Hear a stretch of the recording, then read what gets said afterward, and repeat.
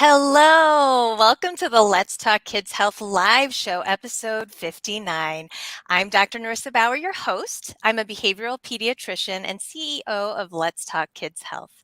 As you all know, the concept of the show is to share information about behavioral health, parenting, and family wellness. Each week, I bring you topics and guests to help me advance this mission so that we can all talk together. Now, please let us know that you're here by liking, commenting, asking questions at any time. And in a little bit, your questions can be asked of my guest. Now, the replay will be immediately available after the broadcast. If you're watching this and you're like, shoot, I hope that so and so can watch this, make sure to share the episode because sharing is caring. And if you don't want to miss future episodes or maybe check out some of my past ones, please subscribe to my YouTube channel, Narissa Bauer MD, and follow my blog, Facebook page, Let's Talk Kids Health, and join my free parenting discussion group. Now, today's topic is prioritizing yourself as a mother with my friend and pediatrician, Dr. Jessica Daigle.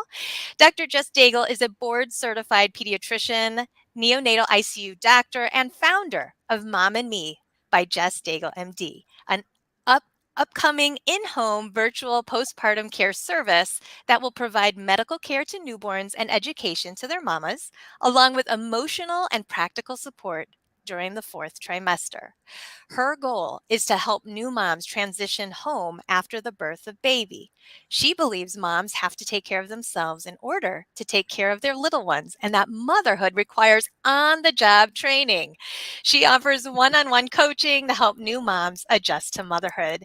I am so excited to have you on my show. Oh, thank you so much for having me. I'm excited to be here. I love what you do and how you're always helping our families because it's so important. Oh, well, thank you. And now you're going to be doing some work too with these moms. Yes. It's so essential. So, I am so excited to have you on. I know that in the past, I have had guests talk about the fourth trimester, Mhm. but I do want to talk to you about your take on this. And maybe we could start there, if that's okay. Okay. Like, Yeah. what motivated you as a neonatal ICU doctor, a mom of your own, to take Yes. on this new business?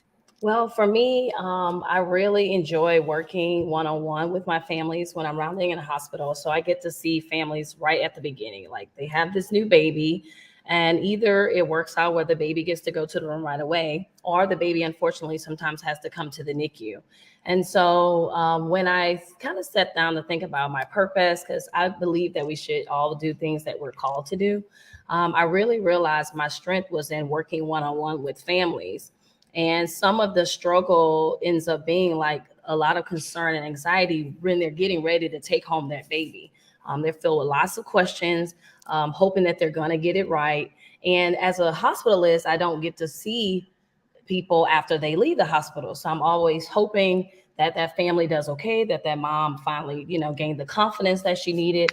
And I was like, who's to say I can't, follow them when they go home and still work with them those first couple of months to get them transitioned and situated. And so that's how Mom and Me came about, because I was like, I can do that. I can sort of have that practice where I follow the babies home, kind of like old school traditional, where you saw babies at home in the home, or even patients in the home, in their own element where they're comfortable. And it's kind of like old friends getting together, helping each other out, kind of a thing. And so I really want moms to know that they're capable of doing it, that it is hard work, that it is a transition. It requires a mindset shift. It really does. But it's possible, with the right help. And I want to be part of that help for families. Oh, that is so great. And I'm just going to share my like being a parent. It doesn't we don't kids don't have instruction manuals, and No. even being the people we are,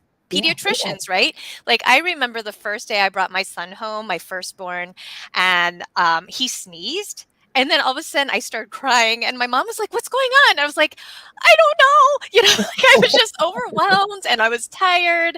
And Yeah, so I just remember, if I'm feeling this way and I have, the knowledge that I do, what yeah, about moms who aren't in the medical field, yeah, It's yeah. overwhelming. It is. It is. It definitely is. Yeah, so I would love to sort of just ask you, like, Mhm. do you have any tips for what a mom can do to prepare for when she's thinking about that like just in general, like having a baby before Yeah. we even get to that transition? Yeah.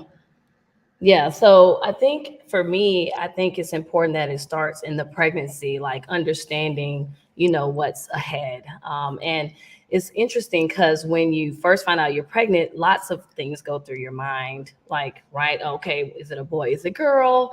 What color am I going to paint the nursery? And what's the name? And depending on your prior history, it could be even scarier. Like if you've had a loss before, like I had a loss. I've lost my first baby at 20 weeks. And so when I got pregnant again, it was kind of weighed down by that. Like, oh goodness, will it be a repeat of that same situation? So then you're just hoping the baby stays alive, that they live and everything. So your experience can be colored by a prior experience.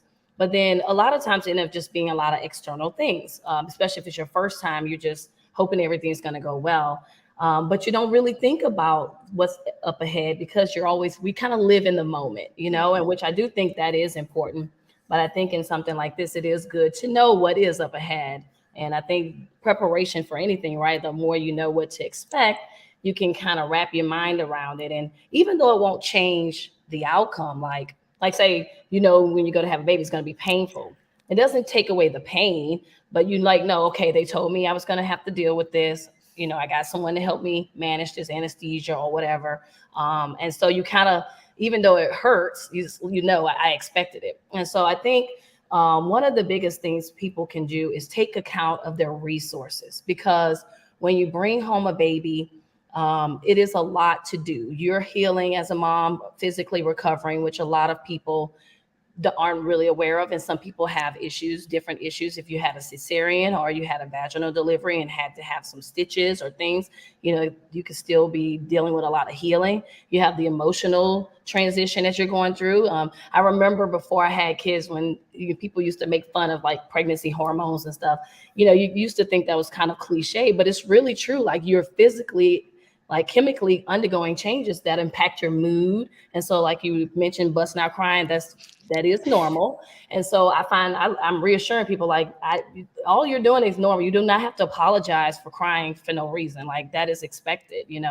So if like, hey, you're going to be tired. So if you can have people lined up to cook meals, to clean your house, to deal with other kids, if it's not your first baby and you have other kids, they're still in your mind's eye too, right? You're trying to factor in, how can I still show love and care to my other kids while I got this new baby who requires all of my attention? So just knowing that your home, like that you physically are going to be impacted, your spouse or partner, your home life, your job, every area that you live in is going to be impacted by this new addition. And if you can kind of wrap your mind around, what are your goals, like what does it look like when you're at your happiest in this situation, in this transition, what is going to make you feel better during this transition, and lining those things up will definitely go a long ways toward making your fourth trimester a little bit better.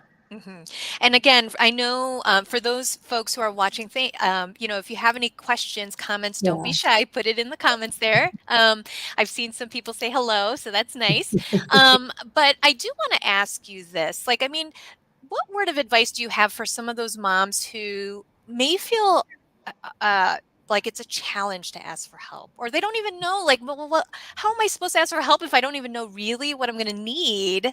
Yeah. Also, do you have anything to say about that?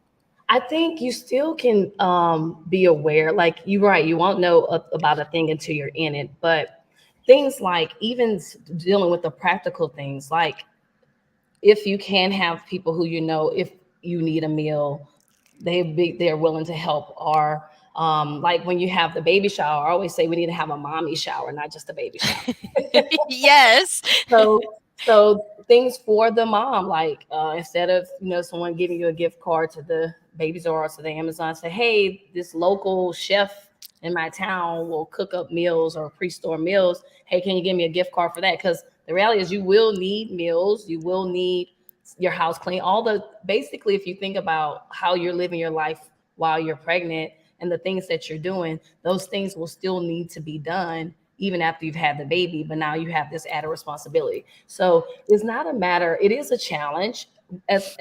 for women in general, we tend to take on a lot more. And I Mhm. know I've only recently started to be cognizant of that, as I've realized that it's you burning both ends of the candle, like they said.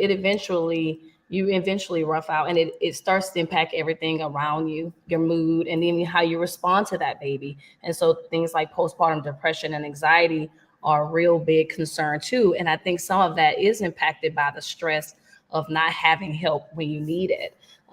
So the tip is to do it. Ask for help, because and if you can plan, even if you're saying, hey, I just want to know if I, in the event that I need a meal or event I need to get, my house clean and my car clean, who can, even if you just make a list and put it on the refrigerator and say, all right, I know who I can reach out to if I get into a tight spot. That still keeps you okay. Like, I know I've at least thought about it, because you're right. You can't know how you're going to feel if it's your first time. You may be fine, and like things, but again, I think it is the more support people have. And when I've talked to a lot of moms, it is those that their moms are able to come into the house, or so and so, my aunt's going to come live with me for a month.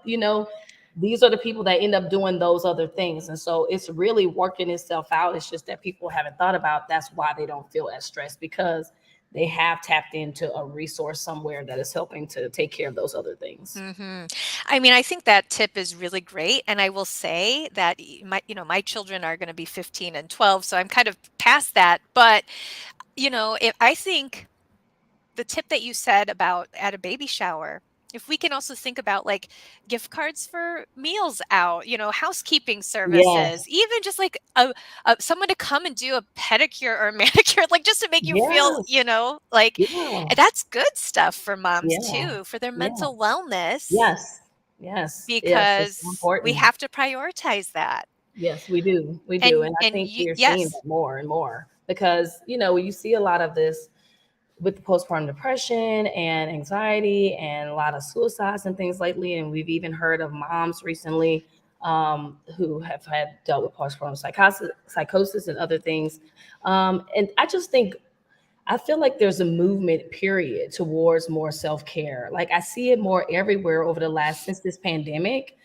It's been become more like everybody's burnt out, like everybody everywhere, because of this pandemic. And so I think, just like, I think it brought to light something we were supposed to already be doing, like knowing how to take whole space for ourselves. And Mhm. I tell my families at discharge, like, you're going to be tempted, especially my new moms, to like want to be there all the time, and be afraid to like not be around your baby, and be afraid to let somebody else watch them for an hour or 15 minutes while you take a shower. But you don't want to get to the point where you're pushed to do it, where it's just like at the very severest, right? Because I feel like things like shaken baby syndrome, which a lot of people don't talk about, but I do see a bit of that, is because I think most of the time it's because of frustration. Somebody's reached that peak of tired. I'm tired. You're up around the clock, especially if you're breastfeeding, and no one else can feed the baby for you if you're breastfeeding usually. And so think about it, every day, all the clock, round the clock, doing the same thing without like a change or shift. Nobody can endure that for that long. Like, no matter what it is you're doing, even a job, there's a break. You mentally will tell yourself, okay, I just got to make it to 5, right? I'm sure people have had that. Like, and that knowing that there's imminently a break gives you that extra push to move on. Whereas with your baby, you have to purposely take a break, because they're yours forever. You're not babysitting. And so if you're not intentional about it, then you'll be forced into a tight space, when you're tired and frustrated, and that's not a good place to be in. Mhm. Mhm. Yeah, that's so true. I mean, I think, having thinking through that plan ahead of time makes a lot of sense. And it's okay to do that. We should promote that, Yeah. right? As you're saying. Yeah. And I guess we touched about on this already, but like, why is it so hard, in your experience talking to moms and, seeing Mhm. moms in the neonatal ICU? I mean, why do you think it's so hard for moms to take care of themselves when they have a new baby? I think it's like mainstream. A lot of things that we do are influenced by culture. right? Mhm. And I've started asking this question even of myself about things when I'm about to do something and I feel like I don't want to do it, but I'm thinking about what other people think. I'm like, well, who said that they were right, right? And so one of the things is because you're let's take breastfeeding for example. When you see somebody breastfeeding, you know the picture is always the baby latched on and everybody's happy and the gazing, it looks so peaceful. And yes, you can get there, but it takes work. And so no one talks about the hardness of a thing. They always talk about the end of a thing. It's just like if you see, Jeff Bezos of Amazon. We got to talk about the struggle to get to Amazon to where it was today. And so we don't do enough of normalizing some of the struggle of processes of change that we go through. We always just want the end thing, right? And so with that, we feel guilty because we don't look like that right now. Like, Yeah. oh, well, I'm tired, but I'm supposed to be happy right now because everybody's like, oh, look at the baby. And yes, it is a joyful time. I mean, it is a new person. It's miraculous if you think about it. I'm often amazed every day I see a new baby. I was thinking about it today. I was like, man, like this person and this person got together and created this person. Like, that's amazing. You Yes. know, like, ooh, how do they know who they're gonna look like? I think that's so cool to me. Like, ooh, they look like mom or dad. I love all that stuff, right? But the reality is that you feel guilty if you want to take a break because people are telling you that this is it's just supposed to be glorious all the time, and that's not real life. Like you're human, and you're going to get tired because it is a lot to be something for someone all the time. If you think about it, like around the clock, like we've said, like you're that person, you're for that baby around the clock. And so you feel like, well, I'm supposed to be happy and I'm supposed to be able to power through this and I'm supposed to be to feed this baby and change their diapers all the time, and it's just me, it's me and me. And it's like, well, no, it's not just you, you're not the only person that created it. So dad can take on some of the burden, the partner can. You have a family, community is important. And I think we need to realize that when we're having a kid, when we're in a group, we're in a social group, the more community we have in any situation we are in, the better we do. We're not Yeah. created to be alone. And so we're not supposed to do everything alone. And some of that is cultural, like, I was raised and my parents like got divorced, and I saw my mom just doing a lot. And so then you take on the attributes of whatever you've seen, right? And so I made a commitment to do self-care even more so once I had my daughter, because I thought about what is the example that I'm setting for her in terms of looking out for herself as a female, and then for my son, teaching him how to consider other people as like the man, Yeah. it's just interesting. Like it's really understanding it's more than just taking care of the basic needs of your kids, but realizing that you're setting an example and a pattern for them even as they get older that they will emulate. And so if you can manage to show that you are important as a person too, even with all your external responsibilities, then they'll realize that for themselves as well. So Yeah. So a big I have to bring this up because Christine, who's watching, said, "Amen." I saw this quote that said something on the lines that the day my baby was born and mother was not born, she is made. Yes. Yes. That's why I spoke about that on the job training. We talked about that. Like everything else, every other job, no one lets you out into the job without some kind of period of observation, right? Like they're going to give you some training. It might be fast, like depending on the needs, like, oh, hey, we really need you right now. But they're going to at least spend a day or two trying to get you up to speed on what you need to do. And then they're still going to have some oversight. They're not going to really, like, they're going to still be watching, checking in, evaluating you. When you have a baby, you are a mom, period. Like that. And people are just kind of like, all right, there you go. Uh-huh. Like, you, good job. And you're like, wait, no, I still have questions. Like, why are they making that noise? Like, are their eyes supposed to do that? Why are they shaking all the time?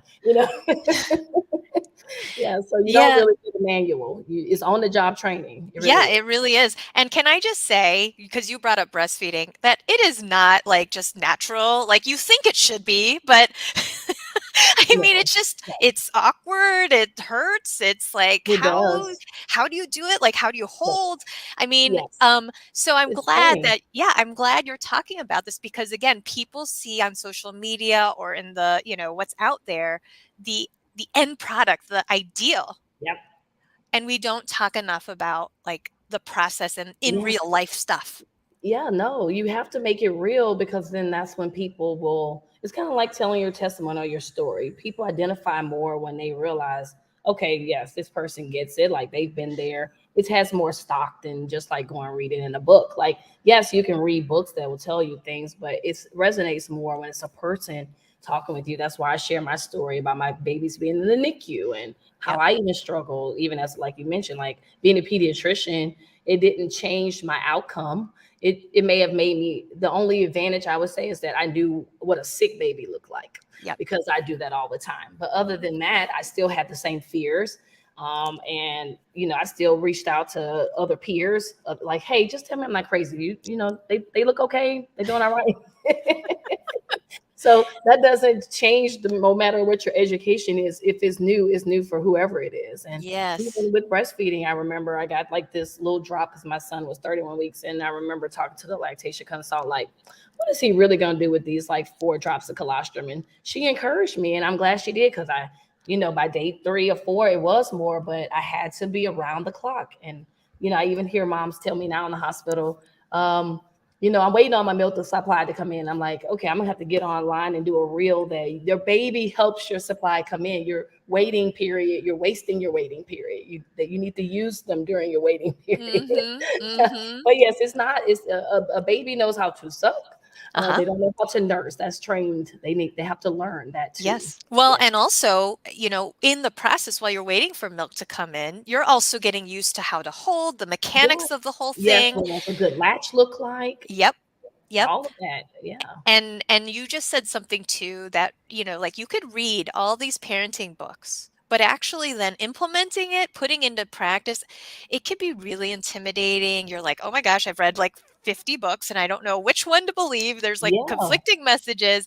Yep. So having someone like you and or like your pediatrician, right? Your OB, just to Yeah. ask, like Yeah. confirmation, Run it is by this how you. it is? Your lactation consultant, right? Like Yeah.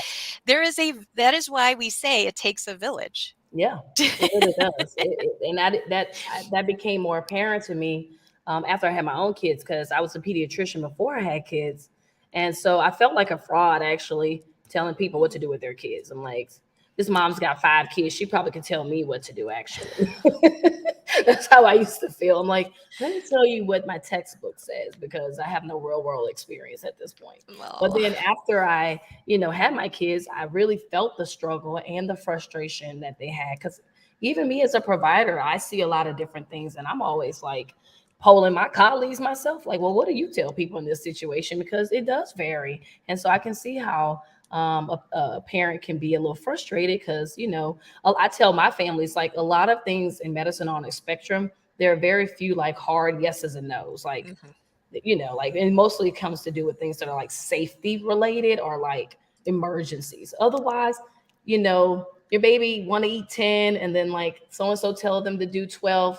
It's probably what and what, to be honest. But you have to reassure families like that because they will get stuck on a number. So I've definitely tried to get away from numbers of things and give people a range. Like when it comes to feeding, like this is the range.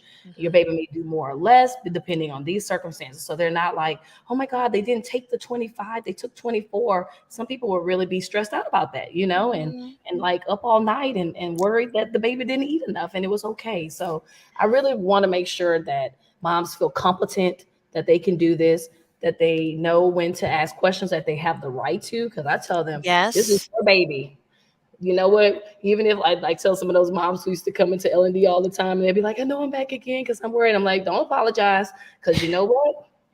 We might talk and we might say stuff, but at the end of the day, it'll be the outcome will impact you the most. We might feel sad, we might whatever, but if you didn't go with your gut feeling, you'll be the one dealing with that guilt, forever. And we're still going on living our lives. So I tell families to choose yourselves and you are going to be your baby's best advocate. Yes, yes. And thank you. I have another comment here from Moms Friends Inc. So, reading something does not give you hands-on experience. Breastfeeding is beautiful and something that has to be done in real life to really fully understand it. I agree with that. Thank you, Mhm. Mom's Friend. It Yeah, is. yeah, and here's another one. Yes, ask and every question. That's important. Yes. Yes. Yes. Yeah, no, I really do. Because some people will not ask because they I feel like they, know. and sometimes we as providers can do people a disservice because it's just this whole healthcare system, this Russian DMV like system we got going where you got to hurry up and filter people through the mill, so to speak. And so parents feel intimidated to ask questions because they feel like I only got these 10 minutes. Let me get the what they deem is the most important question out. But really every concern they have is actually valid, especially once it's new, right? So yeah. Okay, I'm gonna just repeat that. Every Okay. concern you have is valid. I Yes. yes, yes, Yes. very true, very Yes. true. And I I think if you teach your patients, like I'm a fan of empowering my parents. So I teach them kind of how to think like me, like how to understand things about what's going on with their kids and emergencies and what questions to ask themselves. And so I think if you do a good job on the front end of, hey, these are some things to expect, or this is when they're really in trouble, then they know, okay, well, they're not having distress, they're not breathing like this, they're not making these movements. Okay, I think I have a little bit of time to see what they're doing. Okay, mhm. okay, they threw up. Okay, they're not, it didn't shoot across the room. It's not red, it's not green. Okay, let me just see. Let me see if I need to burp them again. Like empower your parents to feel like they can make decisions about it, and that they have you as a resource, you know? Yeah, yeah, I love it. So our last question, how can moms prioritize themselves and not feel selfish? I know we've kind of talked about this, but can we like just like focus on Yes. this? Yes, not feeling selfish. It has to come with understanding that you are a vital part of how well your baby does. One of my friends said this, and I was in a conference, and she said this like the best gift that you can give your kid or your child or whatever is to be mentally well. And I thought, wow, like we're trying to give them everything else, toys and things and this and that, right? We think we measure ourselves by the things we're giving them, but really making sure that we are in a good space mentally and even in our health is the best thing, because you have to be present to really do a good job with your kids. So taking time for yourself, cataloging your own feelings, where you are and where you're hoping to be is going to go a long ways towards making sure your relationship with your child is a positive one as well. Because if you're not taking care of yourself, then it breeds resentment eventually. It does. Because then you start to, then you hear, I personally feel that then you start to be like, oh, I'm just tired. I'm just this and that. And it's coming out of you. You're just not paying attention to it. Why am I saying that? Why do I feel that way?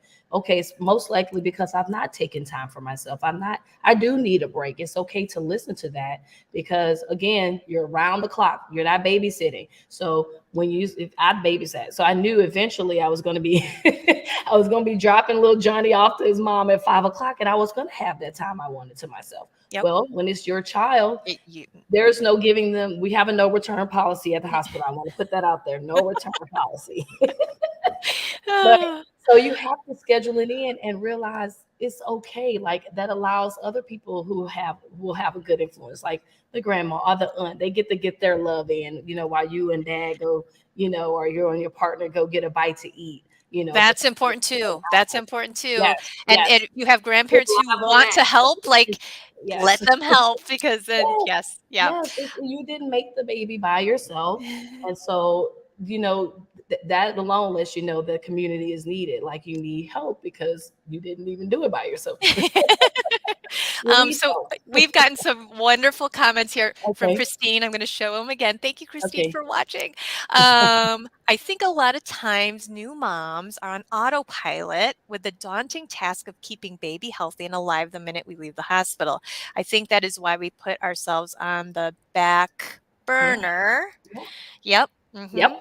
Yep. It's gonna happen. You're going to want to, because again, your baby is new too, and so you are worried about everything. Like the babies do all kinds of stuff that are normal that you don't know is normal until you talk to someone. Like I see it all the time because I'm in the hospital. Like I had a baby born today, and he just was a little noisy little thing, and I was like, and I had to go assess him. I'm like, no, he's not in respiratory distress. He just decides he wants to grunt and squirm and do these different things. And so, you ask yourself a few questions, and then Mhm. it's time to reassure. So you really need a lot of reassurance during that first part. I think once moms feel reassured and competent, that they will then feel less guilty about about taking time for themselves. And it's a process. No one's saying like first day you go home, you're going to be like, all right, somebody else take care of the baby and I'm going to go do my own thing.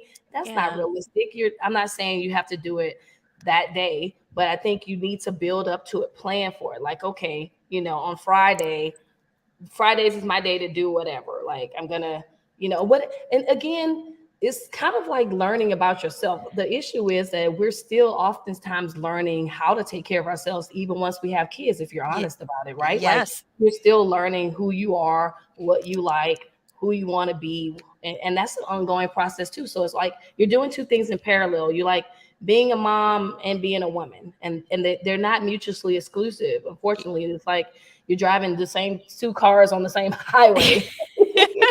Well, Christine just says, yes, breaks are necessary. Yes, And you don't absolutely. have to be monumental. Like, some of these self-care things, people think they got to do all these extra things. Like if you're not taking a trip by yourself to Aruba, you're not doing self-care. Or if you're not like going get a massage. Like for me, I like to just read books. So sometimes me just like with a cup of tea and read a good chapter in a book, I felt like I've done it. It's about, I decompressed. I've said, you know what, I'm doing something I enjoy in this moment. And so that to me is what self-care means, and what moms can do. You can start small. It might be a good shower. Some of people Oh, probably haven't yes. had a shower for Yes. like 72 hours, or even just getting home out of the hospital to your own bed. You're like, okay, like you can exhale, like I'm in my own bed, like taking stock of those moments. It just means to me being present, being mindful that you do matter, that it's not just about the baby. I matter so that my baby can do well. They're depending on me, so I have to be well so I can,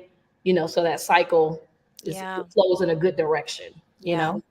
I love this conversation so much. And Christine, Mom's Friends Inc., thanks for chiming in. Yeah, thank y'all. I just, I will just have to say this because as a behavioral pediatrician, you're taking care of moms right from the hospital, helping them in that transition. And then I see families for other reasons. But the one thing that I think I need to say in relation to this topic is that parenthood is such a gift, but it's also hard. It is. And like you said, if we don't take the time for ourselves, that whole cliche of like put on your oxygen mask first before Yeah, you help it's your true. it's so true. And I'm also just saying it out loud, moms. Like, do not apologize for wanting to nurture like who you are as a person, because I Yeah, think sometimes of course we want to give our kids yeah, 110%, yeah, but sometimes we forget our own individual yes, things that we love. And yeah, and so don't give up on those no, hobbies, don't give up please on those don't. things that you love to do, because Yes.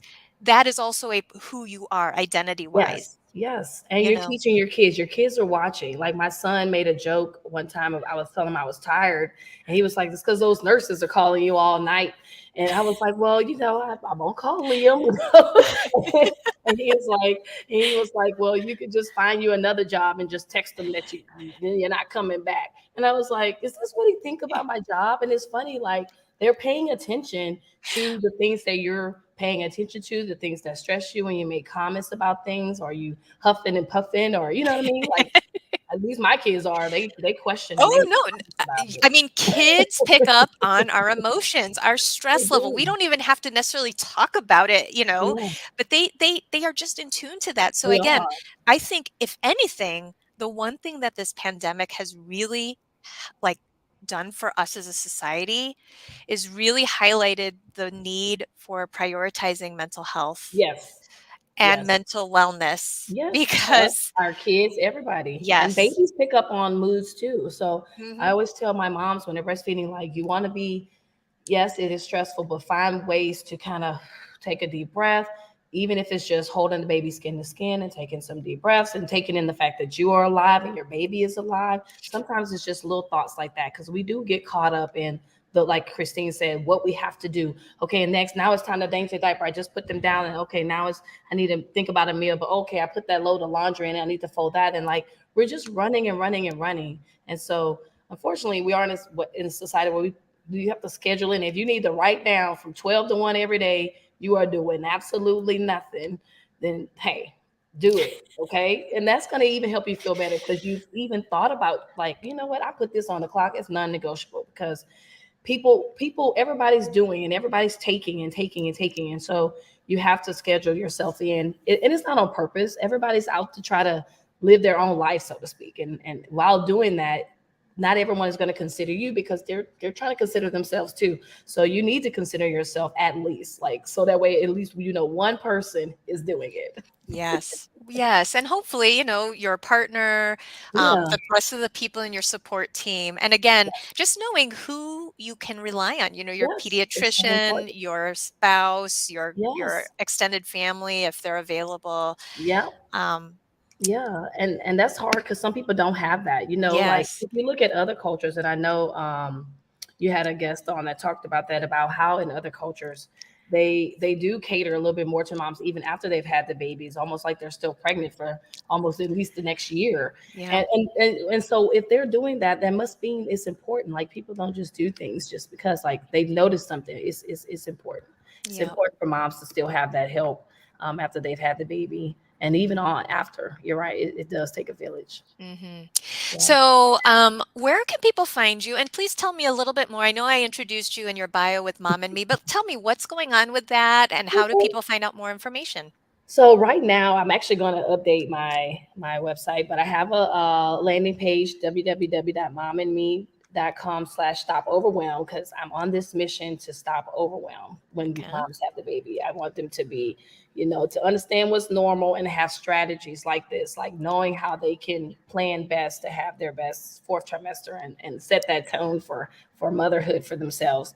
But I'm going to update that with some upcoming information about how I can start to see people locally in the homes with their babies. Uh-huh. So my malpractice and stuff is getting done, and so that's the biggest piece actually. And then other than that, I'll be ready to rock and roll. I'm so excited about it because I love spending times with the families. I just love the idea of just going sit on someone's couch and we're just talking about these things. Like Yeah. this is something that I would review with them, like planning their postpartum and getting their resources, and probably even need to include a prenatal visit to help people think about that Yeah. kind of thing. Yeah. Like, hey, are you talking with your partner or spouse about what you want your aftercare at the house to look like? Mm-hmm. What resources do you have? And I can be a resource for helping them tap into their resources. So Yeah. that's what I have going on. And then also on that link, if people want to work one-on-one with me to kind of over 6 to 8 weeks or so, with some weekly video calls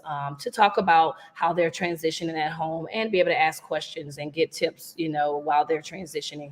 I'm available for that as well. And that's also a link to that is on that website as well. Can you say that one more time? It's www.momandme.com/stop overwhelm. And stop overwhelm is all together? Mm-hmm. Yep. Okay. Okay. Yeah. Hold on. I'm going to throw it up here so that people can Okay. see it. Does that Yeah. look right?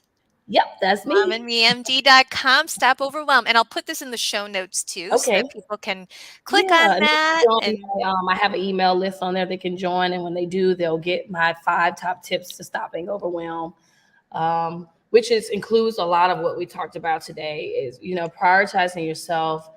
Is not selfish, moms. If there's nothing else I can tell you, it's not selfish. It's actually part of being a good mom. And a lot of people say they want to be a good mom. Taking care of yourself is part of that. yes, yes, Yeah. yes. So you heard it from her. Please make sure to check out her website. And if Yeah. you're interested in engaging and just learning more about the services, I mean, a doctor coming to your home and not having Yeah. to like pack up and like think about all the different things that babies all of a sudden like you have to, you know, plan Yes. for, Yeah. right? Do a lot. You're taking out that overwhelm right there. Yeah, yeah, and I love it. Like being able to respond to a text. Like it's because sometimes you're running to the ER, you're worried, and sometimes you just need a word of reassurance, like, "Hey, that's normal." And sometimes they can just go, "Okay," like a champ. Like, all right, I'm getting Yes. this. Thing. Yeah, Yes. Yeah. Well, gosh, it was such a pleasure chatting with you. I yeah, hope you those of too. you watching, thanks for submitting comments, questions. Just, Yes, thank I you. love this conversation. Me Everybody else too. did too. And so please connect with Dr. Daigle. I'm just going to remind folks who my guest is next week. So I'm going to be talking with Dr. Panna Patel. She'll be chatting with me about ADHD, culture and kids. She is a children's book author, so she's going to be talking about that as well. And then remember, this platform is all about bringing together parents, educators, providers, people who are interested in pediatric welfare and health, right? And so if you have ideas for other topics or guests, or maybe you want to come on, right? Contact me on social media, send me an email, and I'm happy to sort of bring on other guests so that we can just keep the conversations going. Now, I Yes. will be remiss to say, because I just want to remind people that my course, Teach Me ADHD, I'm wrapping up right now, but agency doors are going to be open in just a few days. So please join the waitlist by going to my website and clicking virtual courses. And if you're still on the fence about whether or not it's right for you or your child, you're like, I don't know how they're going to do on Zoom and all this, please sign up for one of my free mini class simulations. I'm having one tonight at 6 p.m., another one Thursday, Saturday, and then some more next week. So that way, if you decide you want to sign up, you can when agency doors open. So if you have any questions, reach out to me about that as well. Thank you so much, Dr. Daigle. It Thank was so fun. you. I'm so glad we You finally did too. this. So that's it for now. Hope to see you guys next week. Bye bye.